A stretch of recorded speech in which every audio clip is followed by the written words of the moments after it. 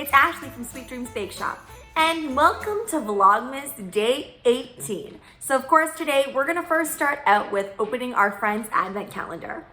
So, right here by Joey and Chandler. Let's see what it is.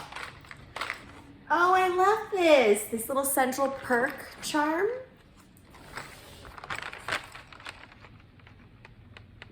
Super cute. It will go perfectly on my charm bracelet. So today what I'm going to be talking about is I'm going to be talking about the tips and tricks that I use to make really large scale gingerbread houses and professional looking gingerbread houses. So just to give you a little bit of background on my gingerbread making life, I have entered gingerbread contests every year for a few years now, and I usually enter ones that are downtown where I live, and some of them are up on top of a mountain. It's a really fun event, and it's usually really casual. It's done by online voting or in-person voting. Of course, this year is the first year that I haven't done it in a little while because obviously a lot of restrictions are happening right now, so they're not having contests like these around the area. So I did still make a gingerbread house this year though, which I am going to be sharing with you. And I know I teased that before, but the reason that I haven't shared with you my whole process of doing it yet is because the whole video is on a different device, and I've been having an issue with trying to get all of the videos off of that device. So I promise I will show you eventually, definitely before Christmas, but I just have to figure out how I'm going to get that to you guys.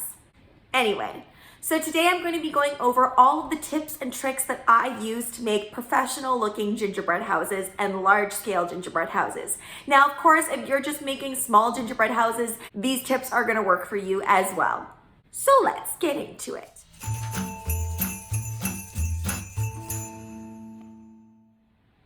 I thought I would quickly mention this tip, although I've already done a video on this, specifically telling you exactly how to put your gingerbread house together. You can check it out right here in the right-hand corner. Literally with my tip, it's going to take 5 minutes or less to put together a small gingerbread house.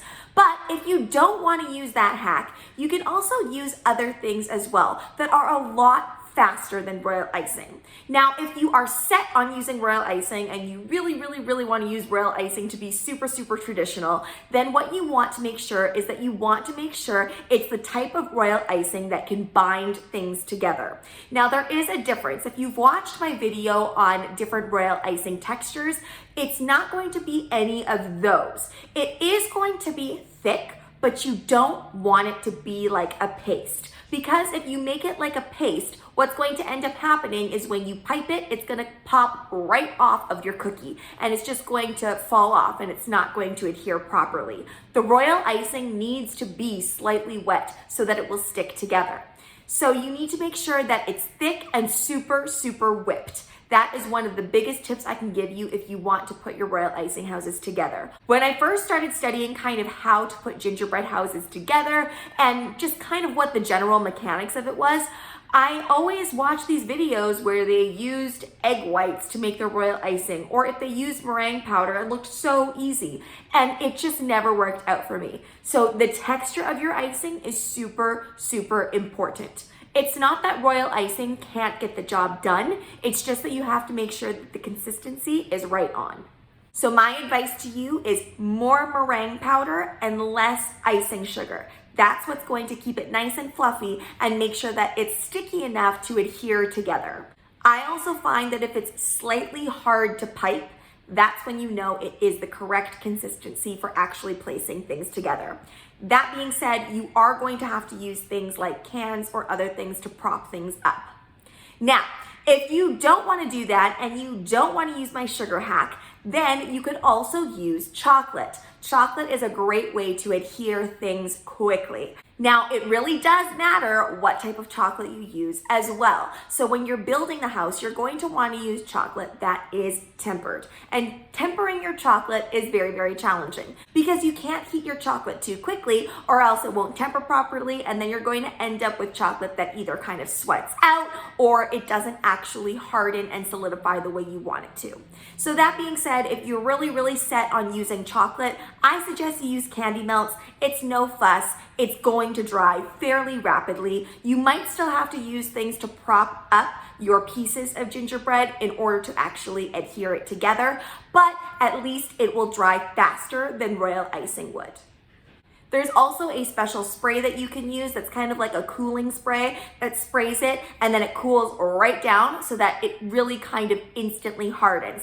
But if you've ever watched those Food Network videos, I've watched them so many times where they're spraying the chocolate and they're spraying the chocolate and it does adhere, but sometimes you get a little bit of cracking or you get a little bit of inconsistency with the chocolate. So that is why I really highly recommend my gingerbread hack if you haven't already watched that video or if you haven't already done that. But like I said, I understand if you don't necessarily want that type of sugar used as an adhesive.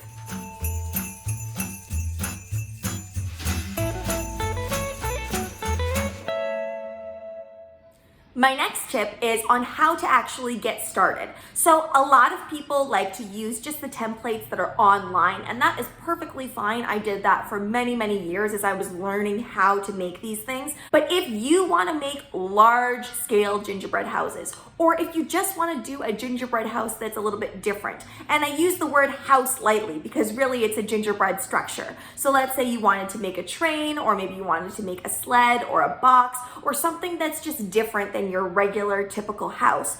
What you're going to want to do is you're going to want to create your own template. And the best way to make standing up figures or structures out of gingerbread is to make sure that you cut out all of the pieces first in cardboard. Now, the reason that I say this is because you're actually going to construct whatever it is that you're planning on making in the cardboard first.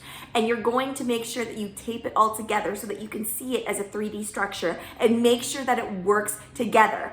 Because you can do as much measuring as you would like to, but honestly, the best way to do this is to map it out visually that way. That way you also know how it's going to go together. And make sure that you take plenty of pictures of that structure made in cardboard so that you can go and recreate it later on. And then after you've put it all together in cardboard, you're actually going to take it apart. So make sure that you don't tape it too well. And then each of those cardboard pieces, you're going to make sure that you cut out each of those cardboard pieces in gingerbread and bake them.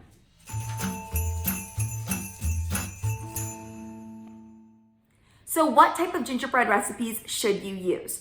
Now, I will say that I loosely use a recipe. I will link it down in the description box below, but I don't follow it to a T because, like I've told you guys before, if recipes use cups as a measurement, it doesn't always come out exactly right, no matter how valiantly you try to measure this. So I always just kind of loosely follow it. But the recipe that I use uses corn syrup, and it also uses a lot of flour, and it doesn't really have that much sugar in it either, I don't think. I can't quite remember right now, but I do know that the sugar is quite low. Now, the reason being that I use this recipe as opposed to any other recipe is because you want construction gingerbread. You're not gonna go and make the most delicious gingerbread and use gingerbread that you might use for like a gingerbread man, for example, where you want that nice soft gingerbread. You need this gingerbread to last. And chances are, if you're making a really giant structure, you're not going to be sitting around and breaking it and then eating it. You're probably using it for some sort of contest or some sort of design or showpiece that you want around all season long, or maybe it's just a gift that you want to give and make it really impressive. I know that there's a lot of recipes out there that say, this is construction worthy gingerbread and it also tastes great. But in my opinion, when you're leaving the cookie structure out for so long, I don't want to eat that.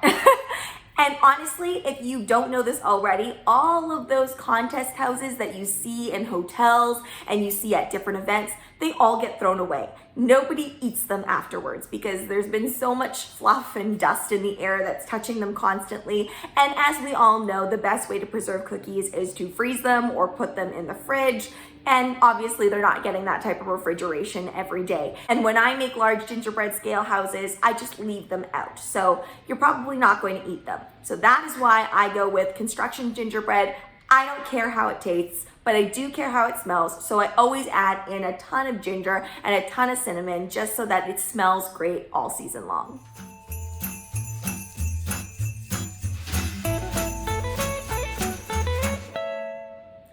And my final tip is that it's all in the decorating. Now, if you want to have the beautiful decor that is all royal icing, then I highly suggest that you decorate it flat first.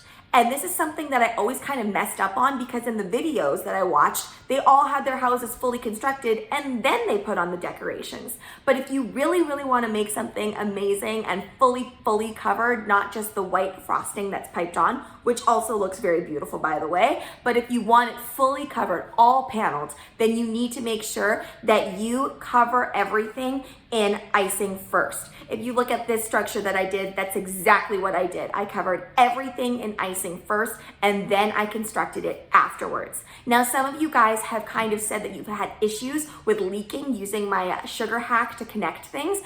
This one right here, I used my sugar hack all the way through, but I did it in a different way so that you don't get any leakage whatsoever. Now, in general, if you do put it on the seams, it shouldn't leak through, but sometimes that does happen because some areas are more humid than others. So what I do to prevent any chance of leaking whatsoever is I created these large triangles behind each of those panels, and then I did the sugar hack that way. So that way it was kind of more like it was freestanding. Because if you look at the small world in Disneyland or Disney World, it kind of looks like this freestanding flat structure. It's really cool. I mean, Disney is known for tricking the eye and playing with structure. So I really wanted to do that as well.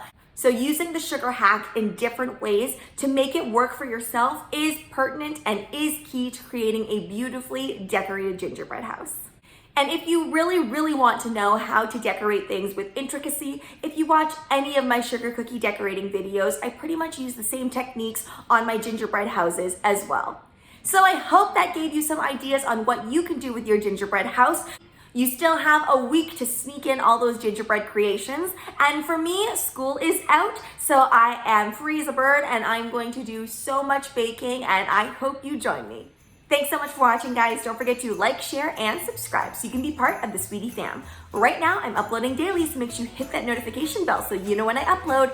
Also, be sure to comment, request, or ask a question. I love hearing from you guys. Bye.